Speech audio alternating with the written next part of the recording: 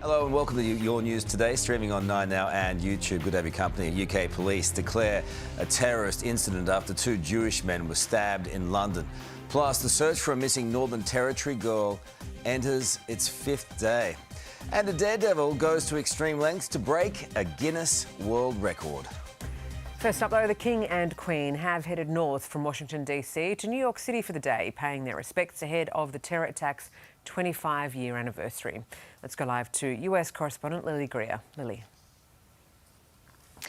Sarah, the Sovereign has visited one of the most solemn sites in all of America, the 9/11 Memorial in New York. It was a terror attack that claimed almost 3,000 lives, many more lives after the attack, including 67 British citizens.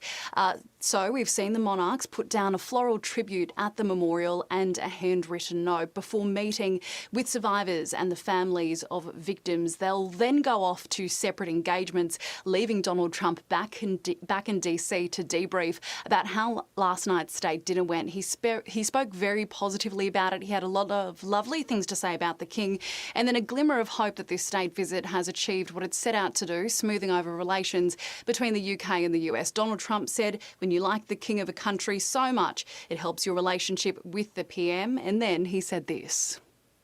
He loves his country and he's a great king and he's a great friend of mine. And I think if he were doing that, if that were up to him, he would have probably helped us with Iran. And Donald Trump can use all the help he can get in ending this conflict with Iran. New estimates out of the Pentagon have America footing a $25 billion bill, and it's also lost 14 American lives in this conflict. Lily, thank you. A selfie taken by the man accused of storming the White House Correspondents' Dinner and opening fire is providing fresh insight his alleged assassination attempt on Donald Trump. The photos, which were included in court documents, show Cole Thomas Allen in his hotel room wearing a black dress shirt, red tie with ammunition strapped to his body. 2 Jewish men have been stabbed in a terror attack in North London. Let's go live to Hannah Sinclair at the scene. Hannah. Good morning, Carl. There is still a crime scene here. 2 Jewish men, aged 76 and 34 years old, in a stable condition in hospital after this shocking terror attack. Police were called just after 11 o'clock this morning to reports multiple people were being stabbed near a synagogue. The suspected knifeman attacking one man immediately after he put on a kippah. Footage also shows the suspect running towards another Jewish man, lunging at him with a knife, but thankfully he was able to get away. 2 men in a car trying to save others, telling people to run.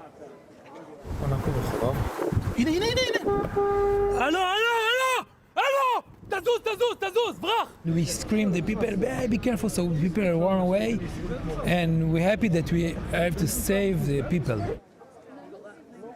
Police responding within minutes, deploying a taser to take down the suspect, a 45-year-old man arrested on suspicion of attempted murder. Carl. Hannah, thank you. The grandfather of Sharon Granitz has asked for all Australians to keep the missing girl in their hearts. It's now been 5 days since she was allegedly abducted by 47-year-old Jefferson Lewis from her bed in Alice Springs. A major search yesterday managing to recover crucial clues. A doona cover. The shirt that Jefferson Lewis was wearing was a distinct yellow one, and we seized a pair of child's underwear from that location. We believe that there are members of the community that absolutely know where Jefferson Lewis is. Tell us where he is. More than 100 people, including police, defence personnel and community volunteers, are searching for the little girl. A brothel in Melbourne has been the target of a drive-by shooting. Police investigating whether it's part of the city's alcohol war. Let's go live now to Christina Hearn in South Melbourne. Chris. Sarah, police say it was 1:45 this morning when shots were fired from a moving car into the Gotham City brothel behind me. Thankfully, nobody inside was injured, those bullets hitting a parked car. But police are now investigating whether this is linked to a spate of attacks on Melbourne's night spots in the last couple of months. There's been more than 20 venues that have been either firebombed or shot at. Police have now set up a specialised task force, Operation Eclipse. It's believed that all these attacks are linked some way to the sale of illegal alcohol. Sarah. Chris, thank you. The mother of Beau Lamar Condon, the police officer accused of murdering Jesse Baird and Luke Davies, has spent the night behind bars. Colleen Lamar was arrested at her Balmain home in Sydney's inner west yesterday morning and charged with intending to pervert the course of justice. The 63-year-old will appear in court today, the same day that her son's case returns to court. The property where two police officers were shot dead in Queensland could soon be sold.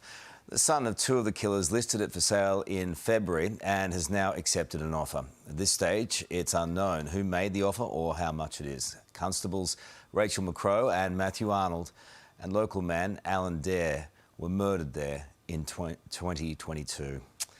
Record petrol prices have sent Australia's inflation to a 3-year high, with warnings multiple rate rises could be on the cards. Let's go live to Emily Saunders in Canberra. Emily. Carl, the Iran war sending prices here skyrocketing and pushing inflation to 4.6%, its highest rate since September 2023. The cost of transport up 9.2% in just a month, as unleaded fuel jumped 33%, diesel 41%, and the petrol pain isn't done, with no end yet to the conflict. Westpac now predicting the RBA could hit Aussies with 3 rate rises to try and bring inflation down. The first increase expected when the board meets next Tuesday. All eyes are now turning to the federal government's budget to be handed down in 2 weeks' time, as the PM rules out a gas tax on existing contracts and instead eyeing changes, Carl, to the capital gains tax. Emily, thank you. 2 people are dead and another person is fighting for life after a plane crashed into a hangar at Adelaide's Parafield Airport. Let's go live to Bianca Wiley, who joins us now with more. Bianca. Good morning to you, Sarah. Well, according to the flight radar, the plane, which had a pilot as well as a trainee on board, had just taken off before it started veering to the left and crashed into the hangar, which had people as well as other aircraft inside, just after 2 yesterday afternoon. Both people inside the plane were killed, while 10 people on the ground were taken to hospital, one suffering life-threatening burns. Now, as you can see in these pictures, the impact sparked a blaze, but Sarah, ATSB investigators will attend here this morning to work to determine what caused this tragedy. Bianca, thank you. Gold Coast locals have been left shocked by the damage caused by erosion at a local beach. Towering sand cliffs at Burleigh have been attributed to large swells and bad weather. A spokesperson for Gold Coast City Council says the city will undertake works to level impacted areas in the coming days. Aussie footy icon Sherrin is now back in Aussie hands after being owned by a US company for 20 years. Melbourne-based cricket giant Gray Nichols has snapped up the brand. Sherrin has been involved in all levels of AFL for 145 years. Rachel Gunn, more commonly known as Ray Gunn, has spoken for the first time since losing her job as a lecturer at Macquarie University. The Olympic breakdancer says she saw the writing on the wall before taking the voluntary redundancy, adding that she's concerned about student experience, staff burnout and executive pay.